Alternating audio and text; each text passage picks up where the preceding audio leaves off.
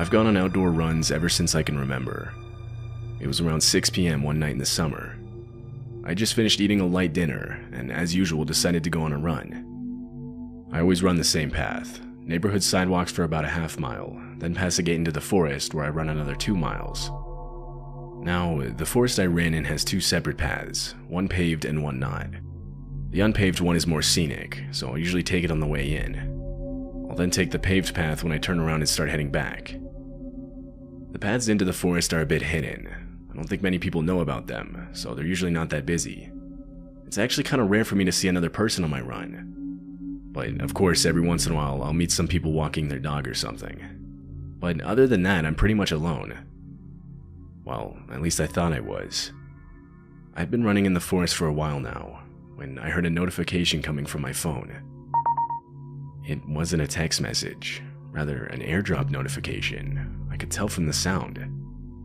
I panicked. Clearly someone had to have been close to me to send this. I tried to play it off like I didn't hear it and kept running for a few seconds. I then stopped to change the music. In reality, I was pulling out my phone to look at the notification. I clicked on it, and my heart sank. It was a Snapchat picture of me mid-run with the caption, "Come back." Clearly, it was taken just seconds ago. I was wearing the same clothes in the picture and everything. From where the picture was taken, it looked like the person was hiding in the bushes. I put my phone back and started running as fast as I could. I was forced to take the long way out of the forest back to my neighborhood. As I was running, I started hearing rustling and footsteps behind me, but I didn't turn back knowing it would slow me down. I finally reached the edge of the forest. I began running through backyards to lose whoever was chasing me. It worked, with the last thing I could hear being metal hitting metal, suggesting he or she had some sort of weapon. I still don't know who it was, as like I said, I never looked behind me. I don't even have the slightest clue what they looked like. I don't know what they wanted from me. I never ran in that forest again, and have since turned off my phone's airdrop completely.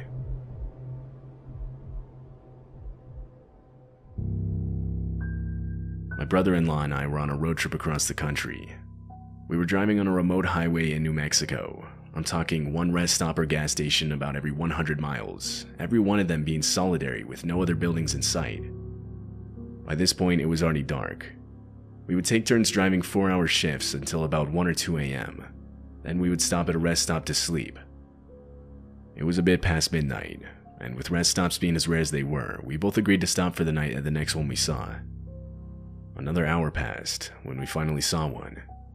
We took the exit, and sure enough, there was your typical middle-of-nowhere rest stop. There was one other car parked in front of the doors off to the side. We got out to go to the bathroom and walked up to the double doors, each of us grabbing a door handle. The doors were locked. I turned and looked around to see if there was a sign explaining why. I mean, the lights were on inside, it didn't look closed. I cupped my hands to the door and further surveyed the inside. That's when I saw it. There was a splash of bright red on what I assume was a closet door near the back. I suddenly realized that I was looking at a huge streak of blood. From the color alone, I could tell it wasn't dry. I froze up. My brother-in-law began banging on the door trying to get someone's attention. I stopped him and pointed out the blood on the wall. I could see the color disappear from his face as he noticed it. We both turned to leave. As we were getting back inside our car, I took a better look at the other car in the parking lot. It had no plates, it had multiple dents, and there was an empty gun rack in the back window of it. We pulled out, and as we were driving off, I saw the door to the rest stop start opening. I didn't really see anyone though. We pulled away before anyone actually came out. We weren't able to call the police for at least a couple hours. We had no service. When we finally did, they assured us they'd inspect the place. Days later, I called the sheriff's department in the county where we stopped that night, asking about what happened or what they found. They told me they'd search their records and call me back with what came up. As far as I know, I never received a call back.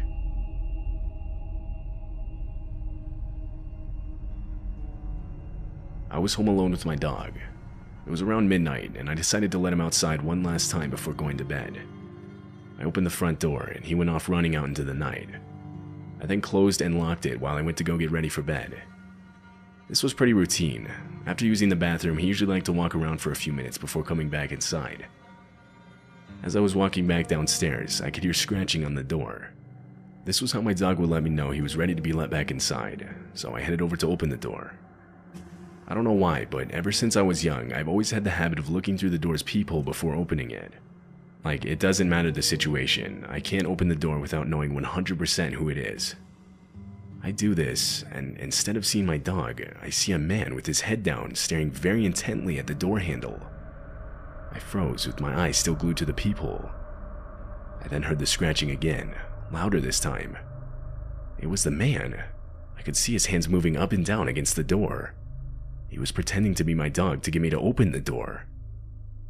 I was worried for my dog's safety. I wanted to call the police, but I didn't think they would take me seriously. I tried taking a picture of the man with my phone, knowing I could at least make a report. But my camera couldn't take pictures through the peephole. It was too small. You couldn't make out anything behind the glass.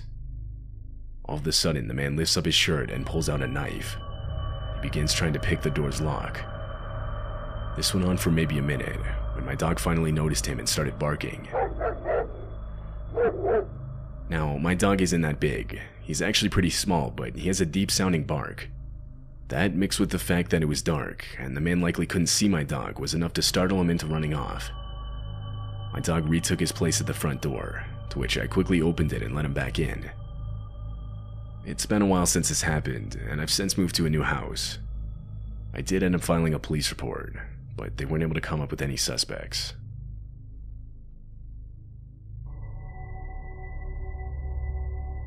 I'm currently living in my car after being put in a poor financial situation because of some circumstances that I won't mention. I'd just gotten off of a long shift at work and was extremely exhausted. I parked in some random Walmart parking lot and got into the back of my car. I reached over and put the keys in the ignition so that I could keep the heat on. I laid down and fell asleep right away, unfortunately forgetting to lock my doors. Now, I've always been a heavy sleeper. It takes a lot to get me up. I remember opening my eyes, my other senses slowly coming to me. It was still dark outside, and there was this slight humming sound. I instinctively looked out one of the windows. I could see trees quickly passing by. Someone was in the driver's seat and the car was moving. They were wearing a hood, so I couldn't see their face. I slowly reached over to the passenger side back door compartment where I kept a knife. I grabbed it and abruptly pointed it at the guy as I screamed at him. He must have seen the knife through the rearview mirror, as he didn't even look back at me before slamming on the brakes, opening the door and getting out. He ran in a straight line directly into the forest that was covering the road on both sides. I sat there trying to catch my breath. I had no idea where I was. The best description I can give is some sketchy road in a tightly compacted forest. I locked all the doors. I checked my phone. It was 3 a.m. I had no phone service, so I turned around and started driving back until I got some. I was 2 hours away from the parking lot I had fallen asleep in. I don't know who that guy was. I never saw his face. A part of me thinks he was simply trying to steal the car, not realizing I was sleeping in the back. But how could he not have seen me?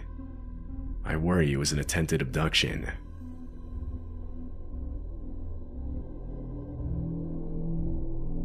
In my early 20s, I was using Tinder a lot. Sometimes I would go out with a girl and we wouldn't connect, or I'd just get stood up. I eventually matched with this one girl who was really close to me. It was like a couple miles or something. I knew this meant her profile must have been new, because I'd already been on the app for a while now, and it was getting to the point where it was starting to suggest people that were really far away. We talked for about a day, and decided to go out for dinner that evening. The plan was I would pick her up and we would go from there. I got in my car and set my GPS to the address she gave me. It was an apartment complex. When I got there, I texted her asking which apartment door was hers. I drove around the open complex searching for the right numbers, until I finally got to her building. I texted her that I was parked right outside. Immediately, I got a text back insisting I come meet her at the door. I found this kind of annoying because there was nowhere close to park. I had to go a bit further away to find a spot.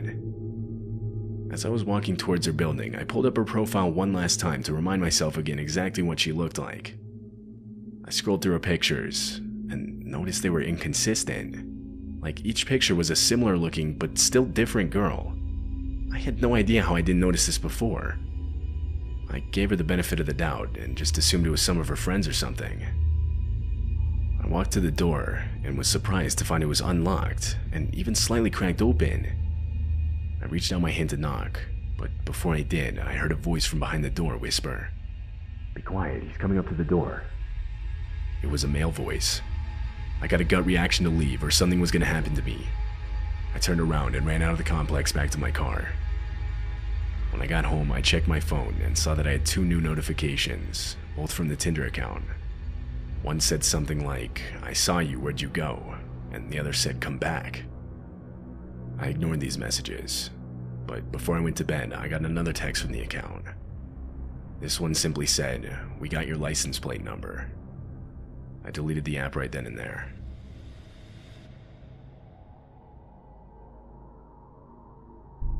I work a night security job. It was 4 a.m. I'd just gotten off of a 10-hour shift and was exhausted. I was also pretty hungry, so I decided to order some food on my phone. I placed my order and put on a movie as I waited. Eventually, I hear the doorbell ring. I'd set the option to contactless delivery, so I waited to get the photo sent to the delivery app before I got up. A couple more minutes pass, and I see the photo of my food on the doorstep. I was about to get up and go get it, when I heard aggressive banging on the door, followed by a man's voice yelling out that my food was here. I was a bit annoyed that the driver was still here, because again, I had the option set to contactless delivery. I pulled up the app and texted him this, saying it's okay for him to leave. The banging continued. I was waiting for him to finally see the text and leave, but that never happened. I finally decided to just open my door and tell him in person. I walked up to the door and opened it. Immediately, a grimy-looking man lunged at me, but what he didn't realize is that I'd yet to unlock the screen door as well. Seeing all this, I slammed the main door and relocked it. I called the police and reported the man. When they arrived, he was gone. We opened the delivery app to try and find out who he was. When we did, I noticed I had a text back from the driver. It was a confused message explaining how he had left the moment he took the picture of the food, and how he was never banging on my door. He had no idea what I was talking about. I ended up filing a report with the police, and that was it. I don't know who that guy was then. I don't know what he was planning that would make him go so far as to fake being my delivery driver just to get me to unlock the door. I still think about how he lunged at me, and how if I had left the screen door unlocked, he easily could have gotten inside.